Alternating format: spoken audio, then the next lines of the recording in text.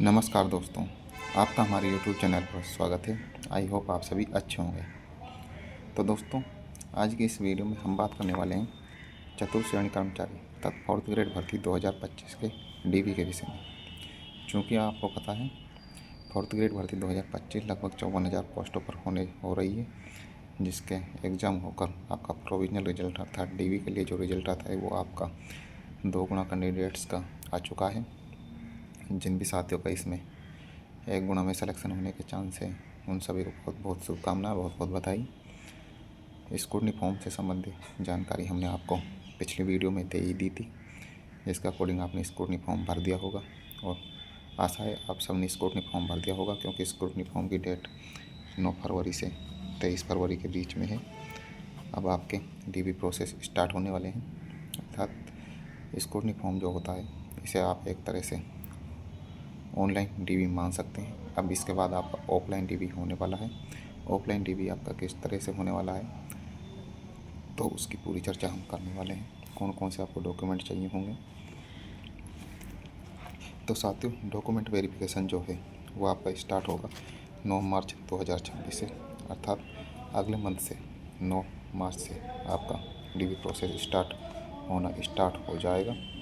जिसमें आपको ज़रूरी दस्तावेज जो हैं वो स्क्रूटनी फॉर्म में जो अपलोड किए थे वही चाहिए होंगे, और वो किस तरह से चाहिए होंगे, किस सीक्वेंस में चाहिए होंगे, तो वो हम आपको बता देते हैं। तो आपको दस्तावेजों में स्क्रूटनी फॉर्म जो था आपका, जो आपने ऑनलाइन 9 फरवरी से 23 फरवरी 2026 में इस डेट के बीच में भरा था, जिसमें आपने डॉक्यूमेंट वगैरह अपलोड किए थे, उस स्क्रूटनी फॉर्म के आपको 2 प्रति चाहिए होंगे। 2 प्रति चाहिए होंगे। उसमें 8-10 पेज होते हैं, सबकी 2-2 प्रिंट आप निकलवा सकते हैं। अटेस्टेशन फॉर्म उसमें लास्ट में होगा, जिसमें 2 पेज होंगे। ये 2 पेज अटेस्टेशन फॉर्म के होते हैं, जो आपके पुलिस वेरिफिकेशन में भी बाद में काम आने वाले हैं। इन अटेस्टेशन फॉर्म में इन पर लास्ट में आपको गजेटेड ऑफिसर के साइन करवाने, क्योंकि 2 अटेस्टेशन फॉर्म होंगे 2 स्क्रूटनी फॉर्म में, तो उन पर 2 गजेटेड ऑफिसर के साइन आपको कराने हैं। आपको सभी जो डॉक्यूमेंट्स हैं उनकी 2-2 प्रति तैयार करनी है। चाहे वहाँ पर आपसे 1 प्रति ही लें, फिर भी आपको 2 प्रति तैयार करके लेकर जानी है। बाद में एक सेट आपके, अगर वहाँ पर आपसे 1 सेट ही लेते हैं कॉपीज़ का, तो आपके 1 सेट आपके पास सुरक्षित रहेगा, जो आपको आगे बहुत काम आने वाला है। ये जानकारी कोई नहीं बताता है, बताते हैं बस टीवी के बारे में कि इसे ये डॉक्यूमेंट चाहिए। ये कोई नहीं बताता कि ये आपको अपने पास भी 1 सेट बना कर रखना है। तो आपको जो भी डॉक्यूमेंट आप टीवी में लेकर जाओ, उन सब की 1-1 प्रति का सेट अपने पास भी सुरक्षित रखना है, जो आपको आगे बहुत काम आने वाला है साथ में। तो स्क्रूटनी फॉर्म की 2 प्रति हो गई, अटेस्टेशन फॉर्म 2 हो गए, जिन पर 2 गजेटेड ऑफिसर के साइन हो गए। अब स्क्रूटनी फॉर्म में ऑनलाइन अपलोड सभी दस्तावेज आपको चाहिए होंगे। डॉक्यूमेंट की प्रति, डॉक्यूमेंट्स की सभी की प्रति, अर्थात 2-2 प्रति चाहिए। और 1 सेट आपको ओरिजिनल डॉक्यूमेंट्स का बनाना है, जैसे कि आपकी जो भी मार्कशीट है 10th 12th ग्रेजुएशन या पीजी जो भी है, और आपके जाति मूल वगैरह सभी की आपको ओरिजिनल डॉक्यूमेंट्स का एक अलग सेट बनाना है, जिसको भी डीवी टीम चेक करने वाली है। अर्थात आपकी कॉपीज़ को आपके ओरिजिनल डॉक्यूमेंट से वेरीफाई करेगी डीवी टीम, क्योंकि डीवी टीम में 3 से 4 मेंबर या 3 मेंबर भी हो सकते हैं, जो आपके डॉक्यूमेंट्स को चेक करेंगे। इसमें आपको कोई दिक्कत आने वाली है नहीं। 9 मार्च 2026 आपके डीवी स्टार्ट होने वाले हैं साथियों। अब आपको टीवी के लिए कौन कौन से दस्तावेज चाहिए होंगे, क्योंकि हमने स्क्रूटनी फॉर्म में जो अपलोड किए थे वही चाहिए होंगे, फिर से हम आपको बता देते हैं।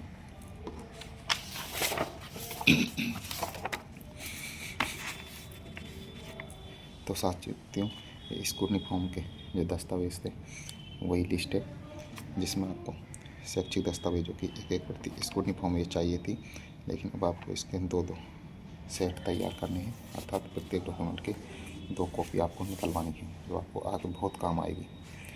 जैसे 10th marksheet with certificate. 10th marksheet 2010-11 से पहले जिन्होंने 10th की थी, उनको 10th की मार्कशीट और उसका सर्टिफिकेट अलग अलग मिलते थे, लेकिन उसके बाद सभी क्लासों में 10th की मार्कशीट जो है और सर्टिफिकेट एक ही मार्कशीट मिलते हैं, जिस पर लिखा होता है मार्कशीट विद सर्टिफिकेट। इसी प्रकार 12th की मार्कशीट विद सर्टिफिकेट ये चाहिए। एडमिट कार्ड आपके पास होगा ही, कोई दिक्कत वाली बात है नहीं।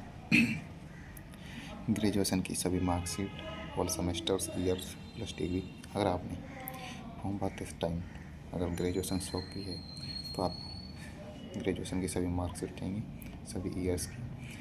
अगर डिग्री है तो डिग्री से काम चल जाएगा, डिग्री तो वैलिड है ही। लेकिन डिग्री अगर नहीं है तो आपको प्रोविजनल सर्टिफिकेट जो कि फाइनल ईयर की मार्कशीट्स के साथ मिलता है वो आपको चाहिए होगा। पीजी अगर किसी ने की है तो पीजी की मार्कशीट और डिग्री आपको चाहिए होगी साथ में, अगर आपने फॉर्म में शो की है तभी। अन्यथा पीजी यूजी की कोई आपको आवश्यकता है नहीं, क्योंकि वैकेंसी ये 10th क्लास से है। 2 गजेटेड ऑफिसर से बने कलेक्टर सर्टिफिकेट आपको चाहिए होंगे, क्योंकि आप डीवी में टाइम बनवा लिए होंगे, वही आपके काम आ जाएंगे। ऑफलाइन डीवी में भी 6 माह से ज़्यादा ये पुराने ना हो, कोई ज़्यादा पुराना हो आपके पास में तो वो नहीं चलेगा, तो आपको लेटेस्ट बनवा लेने हैं। लास्ट शैक्षिक संस्था जहाँ से आपने बीएड करी है, पीजी करी है, यूजी करी है, या आप ओनली 12th पास है तो वहाँ से आपसे वहाँ के प्रधानाचार्य जो हैं, जो भी संस्था प्रधान है, उसका आपको एक करेक्टर सर्टिफिकेट और बनवाना है, जो आप एकेडमिक का अर्थात लास्ट एकेडमिक का करेक्टर सर्टिफिकेट हो जाएगा। अब आती है मूल निवास। मूल निवास आपके पास ऑनलाइन वाला होना चाहिए, जो अब डिजिटल बन रहे हैं इस तरह का ऑनलाइन मूल निवास, जो कि एक बार ही बनता है, इसमें किसी प्रकार का चेंजेज वगैरह नहीं होता है। जबकि अगला जाति प्रमाण पत्र जो है आपका SC ST का एक बार ही बन जाता है, डिजिटल वाला आपके पास होना चाहिए। लेकिन OBC EWS के पास यदि पुराना है तो उनको एफिडेविट बनवा लेना है, या अभी टाइम है तो आपको नया भी बनवाने के लिए अप्लाई कर देना है, जिससे आपके DV जब तक हो तब तक आपका जाति प्रमाण पत्र बनकर आ जाए। PH कैंडिडेट्स जो हैं उनको 40% डिसेबिलिटी का अपना PH सर्टिफिकेट चाहिए, जिसे मेडिकल बोर्ड जारी करता है, वो उनके पास होना चाहिए। और DV के टाइम ही उनका पूरी संभावना SMS हॉस्पिटल या अदर हॉस्पिटल्स में आपकी PH का अर्थात आप जिस भी प्रकार की डिसेबिलिटी आप में है उसकी जांच होने वाली है, जो 40% होना अनिवार्य है। 40% से कम अगर डिसेबिलिटी अर्थात दिव्यांगता आप में पाई जाती है तो आप PH कैंडिडेट नहीं माने जाएंगे। विधवा को अपने पति की डेथ का सर्टिफिकेट चाहिए होगा।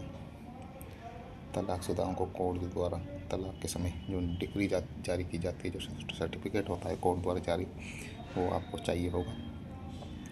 अब आ जाते हैं फौजी अर्थात जो भी एक सर्विसमैन है, उनको अपने सैनिक की पेंशन डायरी, PPO नंबर, दोहरा लाभ नहीं लेने का शपथ पत्र, अर्थात यह आपको स्वयं का घोषणा पत्र होगा कि आप दोहरा लाभ जो है वो फौजी कोटे का नहीं ले रहे। पेंशन डायरी हो गई, PPO नंबर हो गए।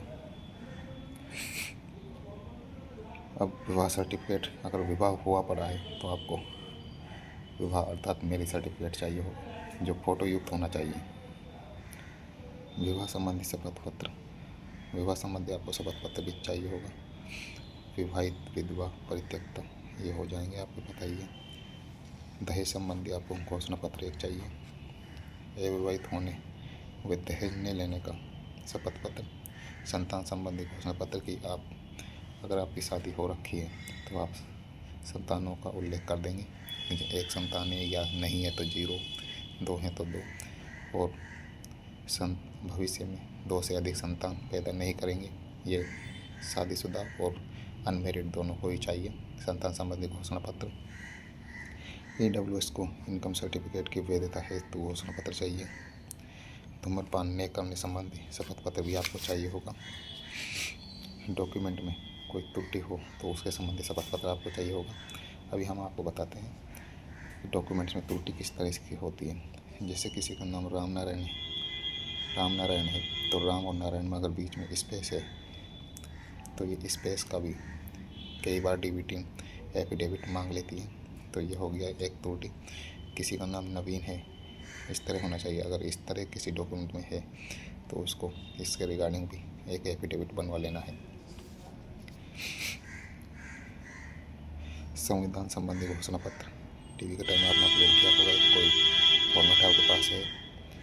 विधवा को पुनः विवाह न करने का घोषणा पत्र, कोई विधवा लेडी है जिसने विधवा कोटे से अपना सिलेक्शन लिया है उनको विधवा कोटे का घोषणा पत्र, एनओसी, यदि गवर्नमेंट एम्प्लॉय हो तो एनओसी उनको चाहिए होंगे। जैसे कोई पहले से किसी भर्ती में है और वो उसे छोड़कर इसमें ज्वाइन करना चाहता है तो उसको उस डिपार्टमेंट से एनओसी लेनी होगी जिसमें वो पहले पोस्टेड था। पते की जानकारी के लिए अर्थात एड्रेस के लिए आपको आधार कार्ड, राशन कार्ड, लाइसेंस वगैरह कुछ भी हो आपका चल जाएगा। मैक्सिमम लाइसेंस आधार कार्ड से सभी के पास होता ही है। तो ये सभी हमने डॉक्यूमेंट की चर्चा कर ली है जो आपको डीवी के टाइम ले जाने हैं। इन सब की आपको 2-2 सेट प्रतियों के अर्थात कॉपीज़ के 2-2 सेट बना कर ले जाने हैं और एक सेट आपको पूरा कंप्लीट अपने ओरिजिनल डॉक्यूमेंट्स का लेकर जाना है जिससे आपका डीवी अच्छे से कंप्लीट हो सके। फिर भी अगर आपको कोई कन्फ्यूजन रहता है तो आप कमेंट बॉक्स में पूछ सकते हैं, हम आपका ज़रूर रिप्लाई करेंगे।